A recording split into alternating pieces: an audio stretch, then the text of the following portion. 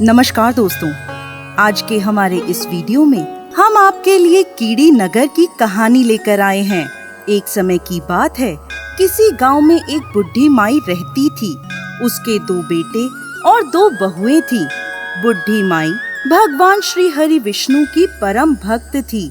दान पुण्य आदि में वो सदा लगी रहती थी, परंतु वो कभी भी किसी मंदिर, तीर्थ या सत्संग के लिए नहीं जाती थी। एक बार गांव के मंदिर में भगवत कथा का आयोजन हुआ। बुढ़ी माई के बेटे बोले, माँ, सारा दिन घर में श्री हरि का नाम जपती रहती हो, कभी मंदिर भी जाया करो। गांव के मंदिर में भगवत कथा हो रही है, सुन आया करो। बुढ़ी माई कहने लगी, आज जाऊंगी, कल जाऊंगी। ऐसे ही भगवत कथा की समाप्ति का दिन आ गया। बेटे बोले, माँ, आज तो कथा का आखिरी दिन है, सुनाओ। बुढ़ी माई बोली, हाँ बेटा, जाती हूँ।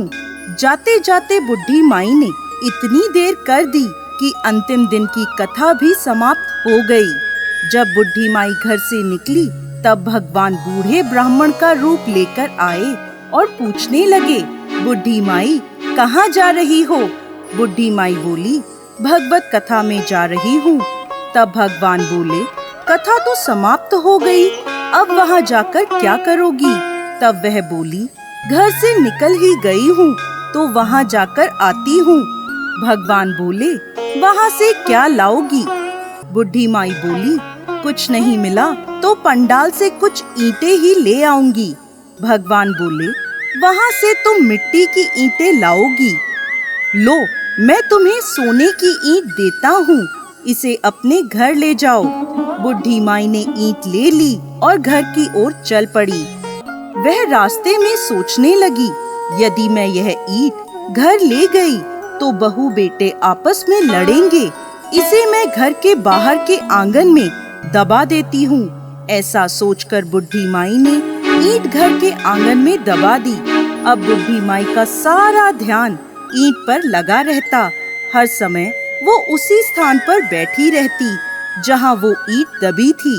बेटे पूछते, माँ, तुम यहाँ क्यों बैठी रहती हो? तो वह कहती, बेटा, ऐसे ही बैठ जाती हूँ, आते जातों को देखती रहती हूँ।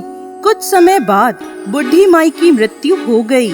यमराज के दूत बुढ़ी माई को यमलोक ले गए। धर्मराज ने बुढ़ी माई को कुत्ते की योनि में डाल दिया। इसके बाद भी वह दबी हुई ईंट के पास जाकर बैठ जाती, जिसे देख बेटे बहू सोचते, पहले माँ यहाँ बैठती थी, हमें इसे यहाँ से भगाना चाहिए। ऐसा सोचकर एक बेटे ने उसे जोर से डंडा मारा, जिसकी चोट वो सहन नहीं कर सकी और मर गई। मरकर वो फिर धर्मराज जी के पास पहुँची। इस बार धर्मराज जी ने उसे सांप की योनि दे दी। सांप बनकर भी वो उसी दबी हुई ईंट के पास जाकर बैठ गई। बुढ़ी माई के बेटे ने सांप को देखा तो सोचने लगा, ये तो किसी को डस लेगा। तब एक बेटे ने डंडा उठाया और उस सांप को मार दिया। एक बार फिर मरकर वो धर्मराज जी के पास पहुंच गई। धर्मराज जी ने इस बार उसे कीड़ी नगर के रूप में वहीं स्थापित कर दिया जहां वो ईंट दबी थी। अब जब आंगन में कीड़ी नगर बस गया तो बेटे बहू बहुत परेशान हो गए, क्योंकि पूरा आंगन कीड़ियों से भर गया।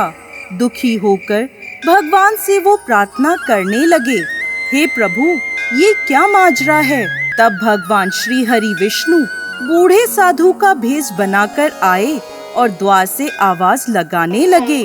बुढ़ी माई का बड़ा बेटा बाहर आया और बोला, महाराज, हम तो खुद भूखे हैं, हमारे घर में कीड़ी नगर का वास हो गया है। ना हम भोजन बना पाते हैं और ना ही सो पाते हैं, हम बहुत दुखी हैं, कोई रास्ता दिखाइए। तब साधु वेशधारी भगवान श्री हरि बोले, मुझे कुदाल लाकर दो।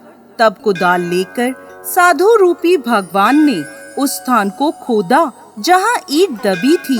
ईंट निकालकर साधु रूपधारी श्री हरि ने ईंट के 3 टुकड़े किए और दोनों बेटों को एक एक टुकड़ा दे दिया और बोले, अब तुम अपनी माँ के नाम से इस एक टुकड़े को बेचकर जो धन मिले उससे अपनी माँ के निमित्त दान पुण्य करो और कीड़ी नगर पर आटा और शक्कर डालो। तब दोनों बेटों ने दान पुण्य किया। देखते ही देखते कीड़ी नगर वहाँ से हट गया और बुढ़ी माई को मुक्ति मिल गई। तो दोस्तों, कैसी लगी आपको आज की हमारी कीड़ी नगर की ये कहानी?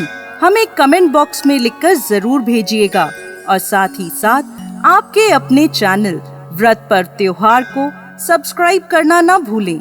जय श्री हरि विष्णु।